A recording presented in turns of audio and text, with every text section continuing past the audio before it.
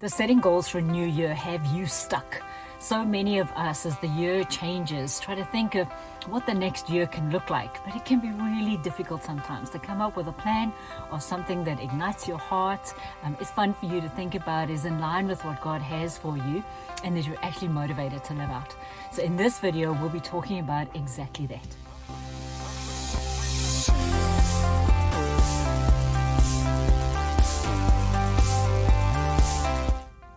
Hi there, I'm Lisa from Salt Solutions Coaching, where we love empowering the 2.0 version of you. Our clients go from stuck to free, from small human thinking to big God thinking, really walking out who God created them to be. So come along and join us by visiting us at saltsolutionscoaching.com to find out how you can be the best God version of yourself. So it's coming up to the change of year, and it's something that can cause both tension and excitement in a lot of us, is figuring out, okay, what do we get to take from the old year? What do we get to walk into? What do we get to have faith for and believe for? And this is a vital question that God gave me to ask of Him when I'm thinking of these big transitions and when I feel a transition period come. And the question is, God, what do I leave behind and what do I take with me? When we moved from California to Texas, this is a process that God took me through, and it is truly life-changing if you'll sit with the Lord and just let Him help you to think through these questions. Instead of just moving and doing things quickly, actually sitting with Him and going, God, what does it get to look like? Right? So the first part of the question of what do we get to leave behind is sitting with the Lord and going, Lord, what are the good things that have come from this previous season? Where have I grown? Where has my character developed? Where have I become closer to you? Where has our relationship developed and deepened? Where have I got more revelation about who I am and who you are and how we get to walk that out together? Right? The good things that have developed out of this previous season. But then similarly, you get to look at the things that weren't so good, the places where your character still gets to be developed, the places where your intimate relationship with God still gets to be deepened, the places where you habitually trip up. And this happens with all of us. And a lot of what we deal with our clients with is helping them to see these habitual places where life just doesn't work for them, where they have a mindset that's not in line with what God says about them, where there is a belief system which just keeps them small and trapped and not in all that God has for them. A place where our history just trips us up. We love going through sessions with our clients where we go back and say to God, Lord, where are the places in our history that are just those potholes that we keep on hitting in the road that we're traveling on, where they keep on shortcutting us, which means we can't actually go fast on our road because we're trying to dodge all of these potholes. And what we do when we ask God this question is we say to Him, Lord, show us where the potholes are and how we get to fill them in. And this is a beautiful exchange of truth for lies. We give Him the lies and receive His truth instead.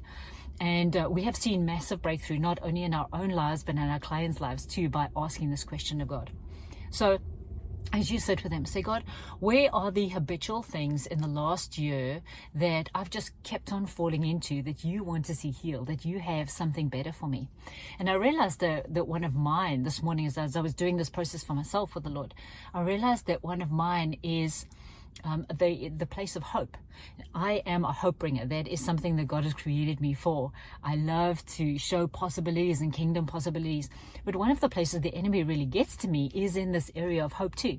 So there can be times where I just lose hope, or I feel meh, or I'm like, oh, I don't know how this is going to work or what it's going to look like. And hopelessness can be one of the things that really sets in and tries to rob me of my joy, of my connection with the Lord, of feeling hope and being able to give hope to others as well.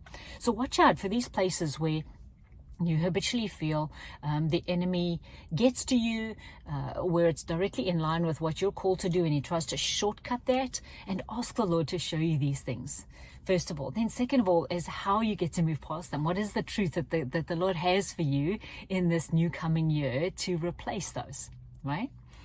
So as you go through this process of asking God what to leave behind in the previous season and what to take with you, looking at both the bad things, the things that have kept you locked, kept you kept you in small thinking, kept you in old mindsets and beliefs that don't agree with his word, as well as the places where your intimacy with him has grown, your character has developed, things are moving from glory to glory in your life with him, right? And as you take those things, write them down on a piece of paper or electronically, whatever it is that works for you. And now say to the Lord, okay, Lord, how the things that have kept me back and held me back, what is the truth that you're giving me to move them forward? How do we get to go into this next season not believing those things, with the shackles taken off our legs, with the walls that we've been faced with being broken through, with the ceilings that have kept us low being shattered, so that we can go into the new year with the truth of what God says instead, right? How do we keep that growing going, essentially? The things that he has developed in you, the ways that your maturity has grown, the way that your relationship with him has deepened. What is the next step that he's inviting you into where that can get even deeper and deeper? This is a beautiful process that we not only take our clients through at New Year, at the time when we get to think about this, but really every single session. We're always asking the Lord, okay, Lord, what are the potholes on the road that we get to fill in? How do we get to do that to make the road smooth, to actually be able to run our race, as Paul says, stripping off everything that held us back before, fixing our eyes on what Jesus has called us to, and enabling us to run our race well. So there are some journaling questions below this video for you to just sit in your quiet time with the Lord and ponder through with him. What does it look like for you and him to step into not only a new year, but use this whenever you sense a transition coming, to step into the new really well, not just to barrel into it, or not just to get stuck in procrastination, but actually to process things with him well, and be able to step into the new that he has for you well too. So, as always, Jesus is inviting you on an adventure today. Will you accept? Come across and visit us at saltsolutionscoaching.com, and let's get together and talk through how we can accelerate this new season, this new year for you, being able to truly set your feet on the path that God has for you and enable you to run with all your might the race that is set before you, holding the Lord's hand all the way. Bless you, bless you, bless you. I'll see you next time.